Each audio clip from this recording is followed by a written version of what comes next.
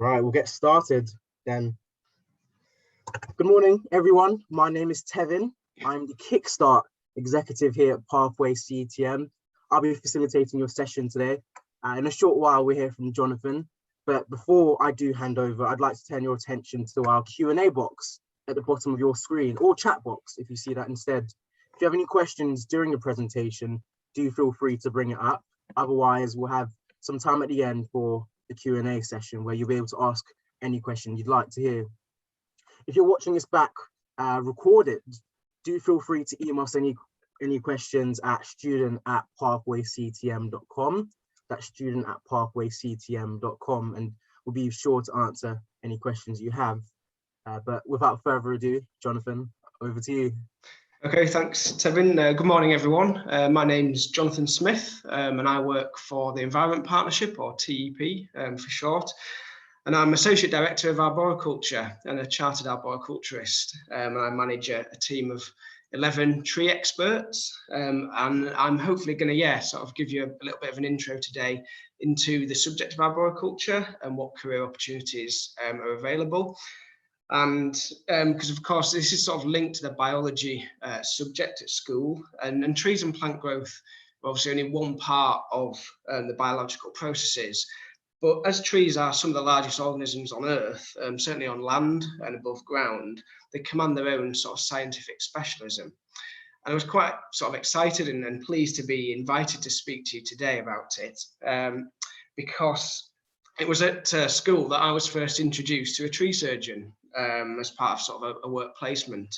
And it was only then that I realised that I could potentially make a living, make money from climbing trees and cutting bits off with chainsaws, which, was really exciting. And it wasn't until that point that I thought, I can make something, a career out of something that I love and that I'm interested in.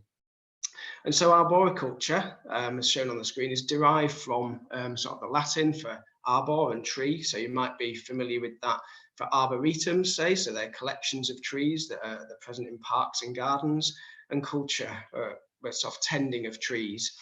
And so arboriculture covers quite a range of job opportunities. It's not, not just as an arboricultural consultant as I am, but it covers everything from sort of research and teaching, propagation, so the growing of trees, tree surgery, so practical, being on the tools and caring for them, in their living environment.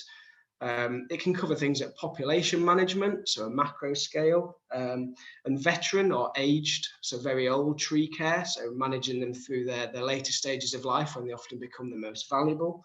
And also the sort of underpinning science of commercial forestry, which is a separate discipline, but very sort of interrelated with arboriculture. And we'll look at the we'll look at the possible sort of career opportunities and how you get there a little bit later on in the talk. So this sort of the message, or the story I'm hoping to tell a little bit today, is how biological principles can help us create healthier places. And that's right through from the growing of trees, as I mentioned, through to them in the nursery and making sure that they can be successfully grown and transported and planted and supported in either the rural or urban landscape to ultimately help create healthier places. But health doesn't just extend to human health, although there is sort of an overwhelming body of evidence that trees are beneficial to human well-being. They make us feel better, they improve our quality of life, they improve place and the economy, they generate money in different ways. But they also provide, a lot of our everyday products. And it's not really until you start to look around you, if you look around your classrooms, your homes, you'll be very surprised at just how many of those products do come from trees. And that's, not just down to the wood that your tables are made of, but that's down to a lot of the products that are in your food cupboards, your seeds, your nuts. And then that's through to some things like chewing gum. You wouldn't have chewing gum without trees. You wouldn't have chocolate without trees. You wouldn't have sellotape. You wouldn't have a lot of your glues and your adhesives, food additives and thickeners, and some types of plastic and photographic film. So, over the years, they've worked their ways into many products, and cellulose continues to be a huge area of interest in growth as we look to slowly replace plastics. And I'm sure that trees again will come into their own to help solve some of our current problems in the world. But health also covers environmental and ecosystem resilience. So how do we make sure that the very precious systems that we enjoy and have enjoyed, and our animals and insects enjoy, continue to operate? And trees are vital in almost all of these processes, through from the water cycle, so making sure that water that hits the earth gets cleaned and taken back up into the atmosphere. The air purity, so that's a very significant area of interest as our towns and cities, we look to clean those up. And again, trees have a role to play in purifying our air. Also, the stabilization of air temperature, so making sure that our city centres don't become too hot or too cold. And also obviously to the life cycle of the many thousands of insects and animals and fungi that rely on trees, some of which only rely on trees and just couldn't exist without them. So if you did take trees away, the world would be uninhabitable for most, and certainly humans. And there's a reason why, if you left any bit of land, generally speaking, outside sort of deserts and certainly in a temperate climate, it would eventually revert back to trees. That even goes for roads and pavements. If you leave them long enough, nature will recolonize that land, and it'll grow into trees and forest. So that tells us something about how nature has developed over the millennia.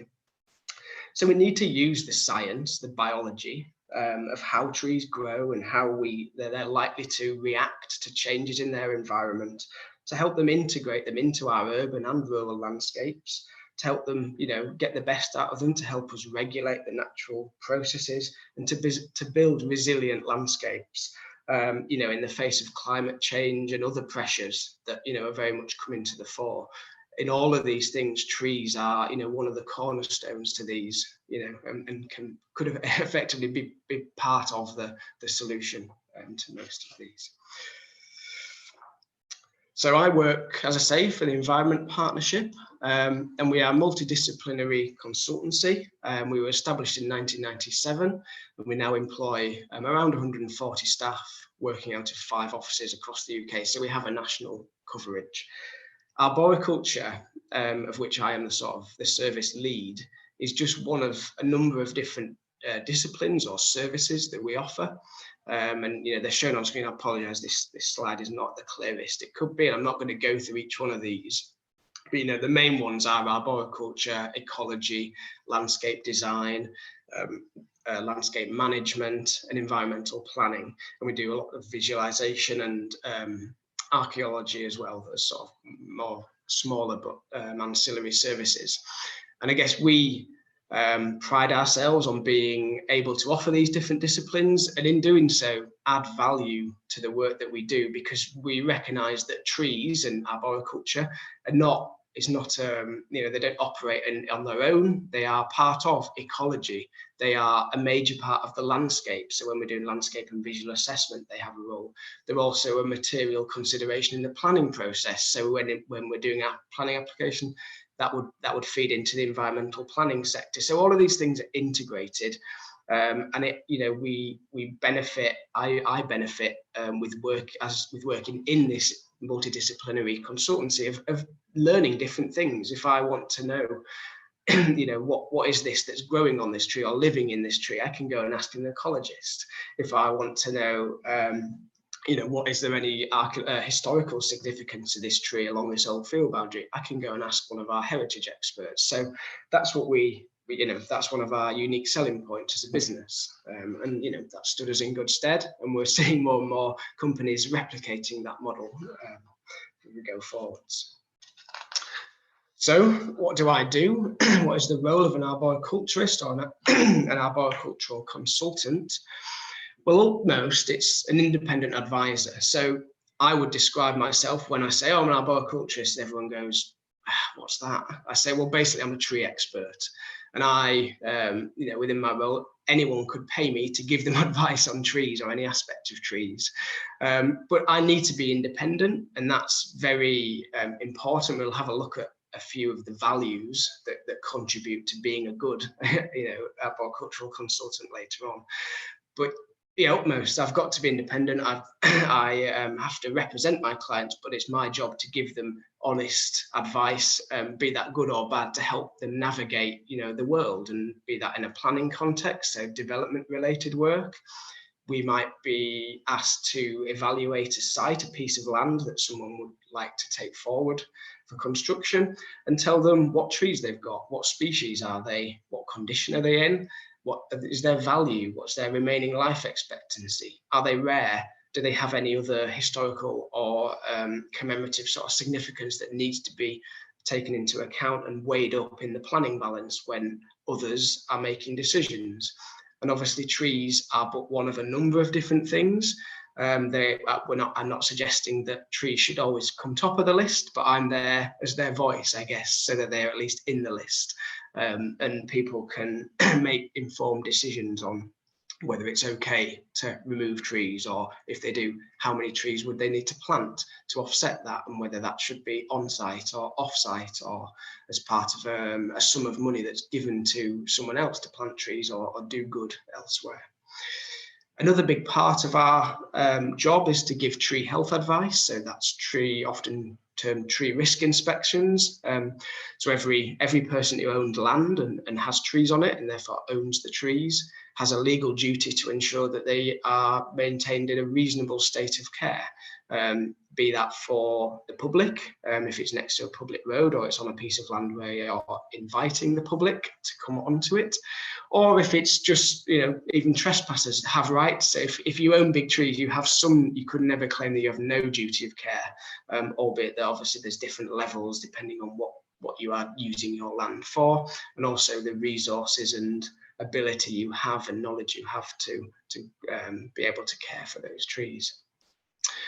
But another part is public engagement and education, I guess, and a little bit like today, where I'm speaking to you.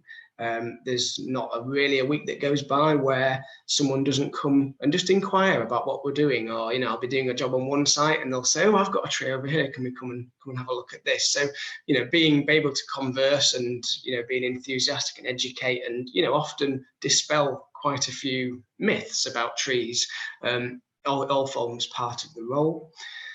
And then we often get involved in woodland management. So arboriculture can often be viewed as looking at sort of individual trees within urban landscapes, but it's not really. It's often at a population level as well. So that's looking at there's urban woodlands and fringe woodlands, and integrating bigger populations, groups of trees into our urban environments is becoming more and more important. And then taking that through to, from making the recommendations, we often get involved in arranging those operations and tendering them, so putting them out to cost and delivery with tree surgery companies, and then working with them to ensure that the specifications that we and the client have agreed are actually delivered. And then the final sort of strand, I guess, is the written policy and strategy stuff, which so you may be aware that England is due to publish soon a new strategy for trees and woodlands for England. That has been written by government, but each council, even large landowner, large organisations, all should, or we would promote, should have a written policy or strategy. What is the vision for their trees? How are they going to manage them, either on a day-to-day basis or a long-term basis, to ensure that they get back what they want from their trees, and the condition either doesn't deteriorate, or the benefits that they may have at the time don't disappear? How do we preserve them? How do we enhance it? That all comes down to the written policy, how we will react to certain situations, what we will do in order to ensure that we do end up with what we want, what the vision is. And then finally, as I said, maybe sort of the benefits, promotion, education, like I'm doing today. I'm trying to encourage you to take an interest and potentially make it your job in the future, because we need new people, we need new enthusiasm and the next generation to get involved, because it's a very exciting area of work at the moment. So As I say, my role is to educate the clients, the public, and people in positions of power, so government and policy, to sort of regulate the standards of advice, make sure that when we are giving advice, it's good across the sector. And I'm not saying one thing and my colleague is, the people I work with are saying another thing, or people in other companies are saying things. So we need to ensure that across the industry, our advice is good and consistent, because otherwise no one will trust us. They get a different answer from different consultants. And we also want to regulate the sort of practice to promote trees and make sure that trees always have a voice and they are sort of recognised and their benefits are integrated into the different schemes. So we want, if you have a look at some of the photographs on the screen, these are all examples of bad practice that we want to try and discourage through either education or, with a stick saying, you won't do that, you shouldn't do that. We'll name and shame you if you do this, because none of this is good. We don't want to end up with damaged trees that we already have. We don't want to waste resources and money by planting trees that don't survive. And we don't want to end up with landscapes that simply don't have trees in them because either no one thought about it, they thought about it too late, or that people just didn't care about trees because they didn't understand the value or the benefits that either they were either going to lose or they were going to miss out on if they didn't plant trees, because it's very difficult to retrofit trees into landscapes that are already functional, because it costs a lot of money, it's disruptive, and as I say, often the benefits that trees give you don't grow money on trees, but they do provide a lot of benefits, and they can save you money in different ways, but it's not always very clear how they do that, from day one, as it might be when you build a car park and you can charge people to park in it. If you put trees in it, you can't charge them anymore to park in it, but over time they will be more enjoyable, and actually they might choose to park in that car park in the future over one that doesn't have trees, for example, but that's going to take a long time for those benefits to be realised or recognised. So the ideal would be a world where you don't have to rely on an expert like me being the voice of trees, but where the values of trees is universally understood. So everyone just gets it. We don't have to preach it, but everyone just wants to do it because they recognise it as being a good thing. But there's too many instances where trees are deprioritised over development, over safety concerns, so they're removed because they might pose a risk, or we just don't want to take the chance, or just because of nuisance. So people arguing over trees, neighbours, adjacent landowners, not in my backyard syndrome. I love trees, but not that one at the end of my garden. And we really need to overcome these, what I would call petty, views on, leaf litter, leaves dropping off a tree onto my garden. We ourselves are animals, we're part of nature. Trees drop leaves, so what? You have to sweep them up, put on your headphones and make it enjoyable. It doesn't have to be a negative. It's just part of life, and it's something that we really need to change. We need to change our attitudes towards trees if we're going to halt climate change and reverse biodiversity decline, because it's not going to do it on its own. We need to make an effort for this. And so we want more of this, and there are lots of, already fantastic examples where trees, big trees and connected canopy cover are out in our towns and cities. It's not unachievable.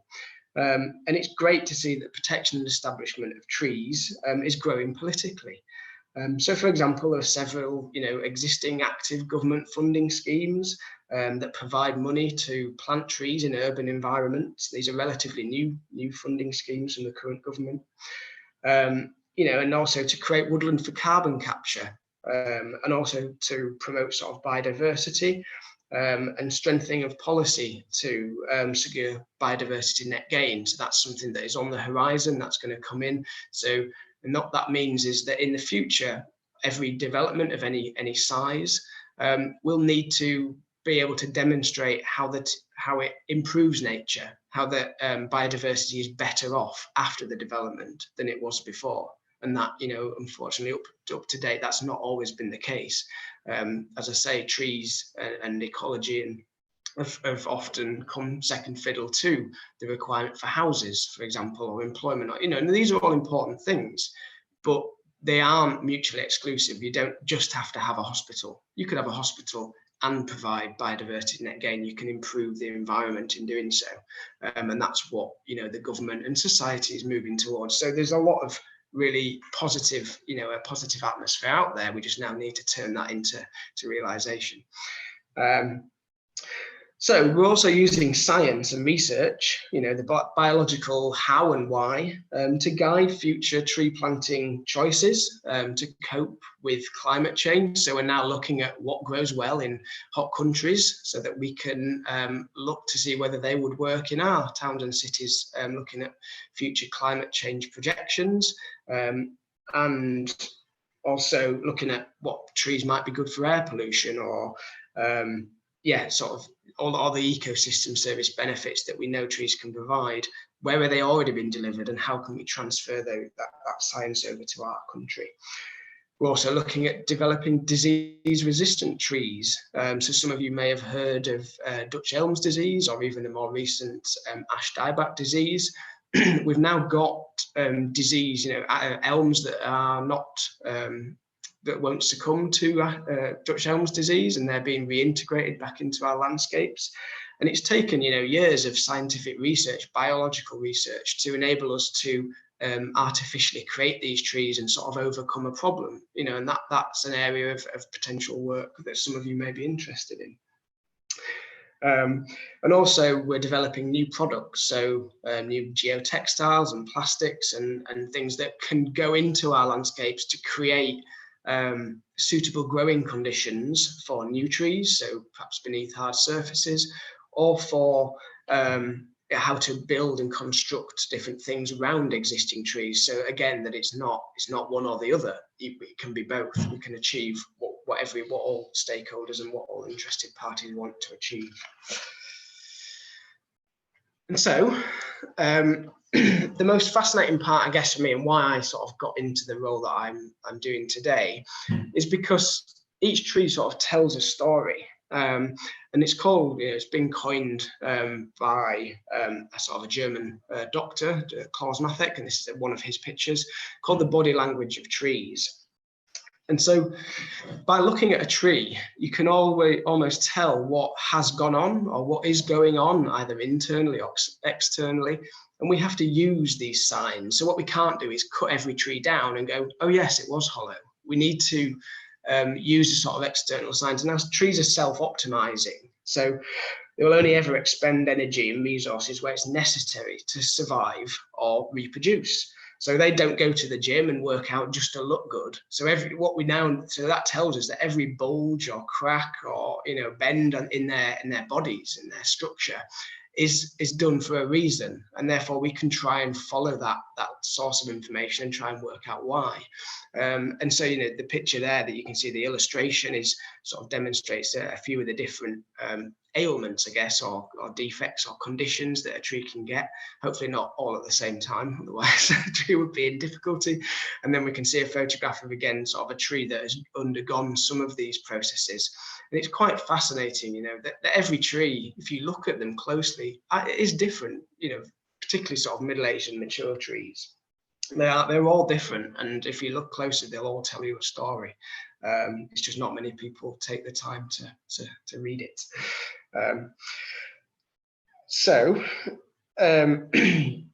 For example, so it's underpinned by how the trees both react physically, biologically, and chemically. So all this is the science behind the trees. So every time you see a tree, it will be making subtle changes, either physically or chemically or biologically, in order to try and cope. So the example I like to use is if you find a tree growing on a hill, a broadleaf tree, so one with leaves that fall off, a deciduous tree that fall off every year, they will typically extend roots out up the hill in order to try and cling onto the hill. So they'll use their roots like a rope, like an abseiling rope, like they're trying to use it so to stop them falling down the hill. Whereas a coniferous tree, pine trees, will tend to put roots out below them and use them as stilts or sticks to try and stop themselves sliding down. So that's just two different ways that trees have evolved to try and adapt. And that very simple sort of analogy or explanation can help us make informed decisions when people want to dig either into, above or below a tree, and we can, there's thousands of these little examples that we can start to piece together to try and understand whether a certain activity or treatment of a tree or change to its surroundings, it doesn't have to be immediately effective, but if we make the tree it more windy on one side of the tree by either building something or removing something, how is that likely to affect the tree? And yeah, so we have to sort of read the tree as it is, what story is it currently telling us, and we have to look at the science and our understanding of trees about what might happen and how well that individual tree might cope. Okay, so routes to employment, and I mentioned before that there are a number of different areas to focus on. Arboriculture is quite a broad, so it's an umbrella term for a number of different areas of work. And some of those are listed there from contracting, through tree surveying, and then right up to sort of consultant and expert witness.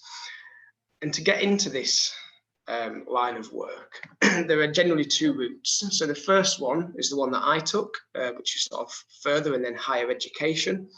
And there's different levels depending on what sort of area you would like to work in. So level 1 and 2, that's typically a 1-year course, and that would generally give you a foundation and underpinning to be a practical, work on the tools. You still need to know what you're doing, what you're cutting. That's not just about learning how to use a chainsaw or how to climb a tree. You need to understand, well, what are the properties of this particular species? What is that's growing on the tree? Does that change the properties of wood and how the tree might behave compared to a tree that isn't infected with that fungi or different? So it's not a case of just learning physically how to do it. You need some level of education, I would say, in order to do that competently. Level 3 to 4, which is level 3 is typically A levels, which is what I did, which was 2 years of study. And 4 is a higher national certificate, and that would give you the prerequisite to become perhaps a tree officer, who again isn't necessarily dealing with sort of the science per se, but that's handling a specific population. It's dealing with resident inquiries about trees and how to deal with them.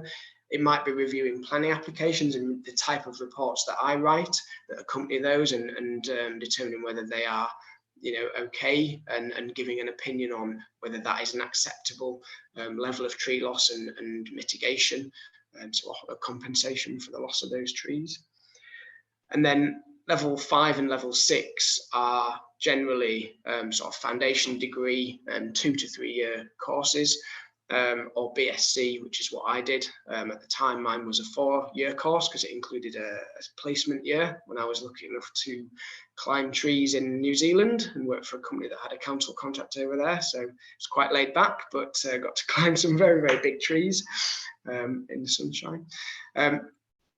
And yes, that's generally, so that's higher education there. Those sort of courses are offered by universities or affiliated agricultural colleges, and they typically need you to have already completed a level 3 or 4 course in order to be accepted onto that. So in my case, I'd already done A levels, and then I was accepted straight into university to complete my degree. But things have changed a little bit from when I did mine. There were very few online and part-time courses available. Now, almost all the courses are offered either remote learning or part-time, or there's a lot more flexibility and different things depending on your amount of time you can commit to it, or you want to commit to it, how quickly you want to progress and get your qualification. And then if you did want to go on even further, I haven't done, you could, if there's then a master's or even a PhD, which is, I guess, sort of, the next level from your degree, but you would need to have obtained a degree in order to progress to those level of courses. And then finally, sort of a slightly different thing is that once you have those sort of qualifications, plus a few years experience, you can then go on for and apply for professional membership, which is an independent verification, I guess, of your skills and ability to act as a professional. So I'm a chartered arboriculturist with the Institute of Chartered Foresters, And that, yeah, basically I applied for, I'd worked for about 5 years, and then I applied for that chartership, and thankfully was accepted. And that, I guess, is slightly different from qualification, because they're not testing what you know about trees. They're testing how you applied that information and how you can be, if you demonstrated that you can be trusted, you can make good informed decisions, you can learn from your mistakes, and you can, maintain professional standards. So that's what that's. So it's a different type of accreditation, but it's a good one because it's often or it is delivered and assessed by peers, so people who are already doing your job. So it's like for like, as opposed to a teacher-student scenario. And if you're not academically inclined, you don't want to sit in a classroom and be taught, there are apprenticeships available, and this is where you do the majority of your learning on the job, so working in a work environment for a company that's signed up to deliver apprenticeships. And you may do maybe 1 or 2 days a week, or whatever the structure of the course is, at a college or remotely. So it's a sort of a mixture of the two, but usually more weighted towards being on the job. And at the moment, there's 2 level 2 apprenticeships, one for arboriculture, so an arborist, so on practical arboriculture, and one for a forestry operative. But they are developing and quite close to publishing 2 new apprenticeship standards, which I've been had the privilege of being involved in writing the apprenticeship standards for these. And that is the Arboriculturist, that's a level 4 or level 6. So then there will be almost a full range of equivalent apprenticeships as there are the academic courses, which, yeah, will be a new situation. So I'm hoping that our company, TEP, will be able to offer an apprenticeship place or 2 in the future.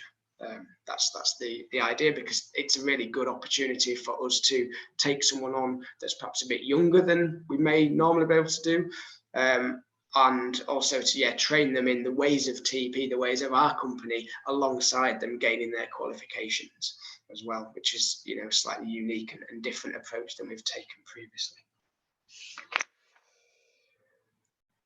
Okay, so I mentioned earlier about it's not just knowing everything there is to know about trees, because we've employed people in the past that have done that.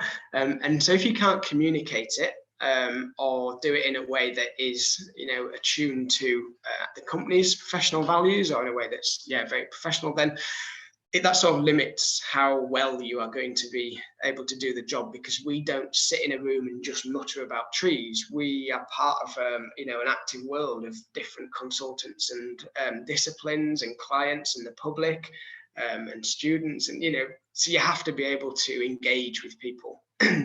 So this is what we would describe as the list of our sort of professional values for TEP, but I would say that these extend, or should extend, to most companies. So utmost, you've got to be honest, and I mentioned earlier that sometimes we are delivering news and information to clients, or to the people we work for, so I use the term client in that way, that isn't always what they want to hear. But if it's the truth, if that's what we believe as professionals, no, if you build that wall, that tree will die. And they're saying, well, we want to keep the tree and we want to build the wall. We have to say, well, either it's one or the other, or we have to come up with a different way of building the wall. But either way, what I'm not going to do is sit there and go, no, it'll all be fine, if we all know that it won't be fine, or if I believe that it won't be fine.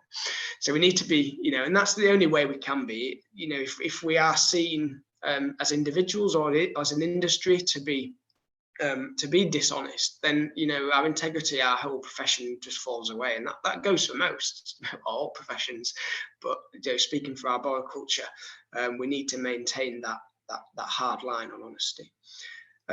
We need to be supportive, both to our colleagues and to our clients, and we need to work together it's not always easy, and sometimes we can't always agree, but we have to do that in a way that is supportive and respectful, and we're all working to the same end, or often we're working to the same end, and we need to support each other on that. And often like-minded tree experts have to support each other as well. So I have conversations with the council and tree officers where we will agree on a point and say, well, actually, no, that flies in the face of what a person might want to do on a piece of land. But if that's the truth, we will agree on that. It's not always us versus them. Passionate, and hopefully some of my passion about what I do is coming through from the way I'm talking. And I'm never better than when I'm walking around looking at trees and on a sunny day and thinking to myself, I'm getting paid for this. There's people walking around walking the dogs that aren't getting paid, but I am, and all I'm doing is jotting down a few details about some trees. Brilliant. And we need to be passionate about not just trees, but development as well, in a sense. And I guess viewing development not as always as a bad thing. I mean, there are bad developments, the developments that shouldn't go ahead, but change is not always a bad thing, and it's often a good thing. And we just the reason we exist and I do my job is so that if change is going to happen, and that's not all regulated by me, it hopefully happens in a way that results in a good outcome in my arena for trees. And that's what I'm trying to promote. And if they're going to want to propose to build something on a piece of land or change a tree population or do something, I would much rather me and TEP be involved and sat at the table to have the discussions about that happens, so that we can try and get the best outcome, than someone else or no one to, again, smooth trees. And then finally, for your forward looking, so invest in the future. That's a bit of what I touched on there, but also not standing still and not, I've got a degree in trees, so I won't bother learning anything else. I've learned as much as I'm happy to. You've got to keep learning, you've got to keep thinking, you've got to keep contributing to discussions and science and pushing things forward. And that's when new approaches and new products and new thinking comes forward. And enterprising, again, sort of similar. We create solutions and we create new products and we adapt. We have to respond to the environment and what went well, what didn't go well, how can we do it differently in the future. And finally, we've got to be responsible and we've got to stand up. When things go well, we say it went well, and when things don't, we don't. But ultimately, we respect and we act courteous and we do our best. So last slide, I think, is just quickly a run through of what you might expect if you do come into the role of an ARB consultant. Depends, obviously, what level you're working at and what consultancy, but generally, it's a mixture of site work. So for every piece of written work that we do, that starts with a visit to go and look at the trees. We will then do an element of written work, and that might involve emails, it might be a written report, it might be some sort of presentation boards. We will do an element of drawings, which is typically done in CAD or GIS, so a graphical representation of the trees. And that is currently typically done in 2D, although the world is changing and we will, there'll be a time when we have to move towards 3D, and 3D modelling, particularly for buildings, is becoming much more the norm. It's not quite there yet, but it won't be long until the trees are modelled as well, but they're obviously much more difficult because they don't all have straight edges. Some of them have thicker canopies than others. They're all different height. Yeah, so it's a very technical area and difficult, but it's moving forwards. A big part of our job is communication. As I say, you've got to be able to tell people in the right manner about what you've seen or what you think. Training, so as I say, we're always learning. We're always doing either internal training sessions by ecologists or landscape planners or whatever. Collaboration, which is working with other people, other disciplines, speaking to drainage engineers or levels engineers and try and come up with different solutions. Bit of administration, you can't get away from the paperwork, and then touching upon research. So we often have to read. I don't know everything. If someone asks me a question, I sometimes have to go away and read about it and then go back with a sensible answer. Representation, which is perhaps a little bit of today, what today's about. We have to represent the industry or our clients, and that's coupled a little bit with education, and that might be on the job. Someone asks you something, or it might be that we contribute towards educational presentations. Yes, so it's a mixture. And that is the end of what I prepared. Tevin, so I don't know whether there's how that went. No, it was absolutely brilliant. And if you Well, remember, prior to the presentation, I mentioned that I had a lot of interest in biology when I was younger, and I stand by that. That was a very interesting talk. So thank you for that, Jonathan. Do we have any questions that we'd like to ask Jonathan? Let's have a look. I mean, I have a question, and I'm glad you brought it up anyways. But my question was, what's a typical day in life for you? Is there a routine you follow? But I've seen that now. But what's your favorite part of your job, Jonathan? My favorite part is still getting out and looking at the trees. Now I'm quite happy, and like I say, with the typical working day or week or month, whatever that represents, there is a tendency as you move through your career, as with most, to slip into a more administrative, organizational role, and that comes just with experience of managing a team. It's sort of leader eats last. I always, if a piece of work comes in, I would rather my team are getting on with it than have them sat around and me really busy. So I always delegate and keep them busy. But obviously, when I get the opportunity to go back out and look at trees, which is thankfully happening more and more as I sort of orchestrate it to keep me happy, I want to create opportunities for me to keep looking at trees. That's when it brings back to me why I got into the job, why I followed at the time an unknowing path through from liking biology at school, through to doing A-level biology, through to doing a degree, 4-year course, to thinking and writing about trees, and then only to come into a job where all I do is quotes and invoices and organise work for others. Well, it brings it all back when I'm out there and I'm looking at trees going, yeah, that's fascinating, and I often say, this, don't want to be doom and gloom, but even when it's a development site and I know some of these trees might be lost to development, I'm privileged to be able to think and to look at those trees and go, well, at least I've seen them. I've appreciated those trees. They've not been cut down in vain. I navigate by trees. My wife is fed up of me going, are you sure this is the way we came? Absolutely, we've passed those trees, and that's just how my brain's tuned in, and it's just that's very interesting. That's absolutely interesting. Right, just being cautious of time, I think, do we have any other questions? Let's have a look. If not, I believe that's our session today. Jonathan, again, on behalf of Pathway CTM, thank you so much. I was genuinely fascinated by that presentation, so thank you. And I'm sure there's a lot of value in there for students listening or watching in our recorded session. So again, thank you so much, and thank you everyone for attending too.